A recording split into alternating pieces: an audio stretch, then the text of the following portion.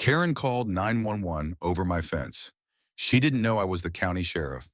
They say you don't mess with Texas fences, but Karen clearly didn't get that memo.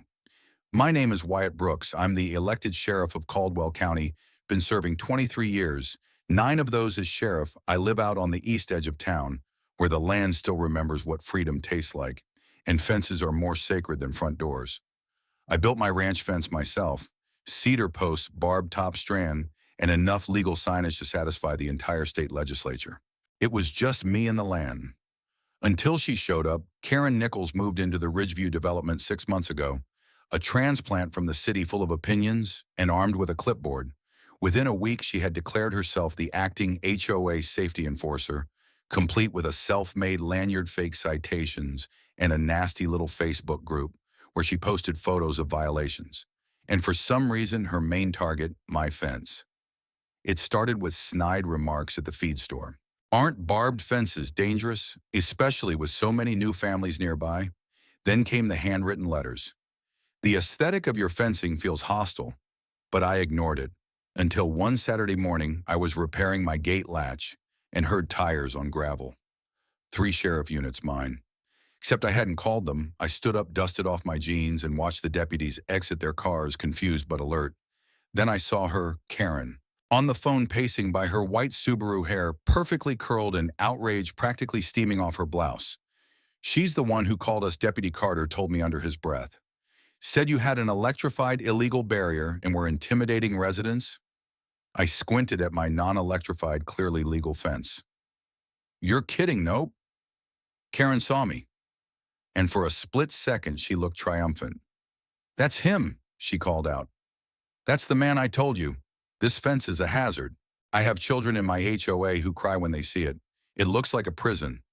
I took 3 steps forward. Ma'am, I said calmly, did you just file a false emergency report over a ranch fence? She scoffed. I didn't know he was home. He has aggressive signage. And the barbed wire, it's threatening. I demand it be removed. Deputy Carter smirked. Karen, that man is the sheriff. Her face dropped like a faulty porch swing.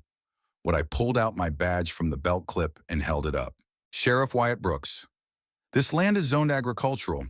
This fence was built within county regulation, and you just wasted law enforcement resources because you didn't like the view. You don't look like a sheriff, she muttered. You don't look like someone who should be making legal calls, I replied. The crowd had started gathering, now neighbors curious about the patrol cars. One of them began filming. Karen tried to pivot. I was only doing my civic duty, trying to keep the neighborhood safe. No, you were enforcing your personal bias, I said, and you weaponized 911 to do it. I looked over at Carter. Get her statement and let dispatch know we're logging a misuse of emergency services. That's when it started to unravel. Turned out Karen had made a string of complaints over the last 3 months, 6 of them to non-emergency lines and 3 directly to 911. Each time she cited HOA bylaws that didn't exist. She'd created a fake HOA document and even fined a neighbor for having an unpainted shed on county land. The sheriff's office had enough. We opened a formal inquiry. A week later, the local paper ran the story.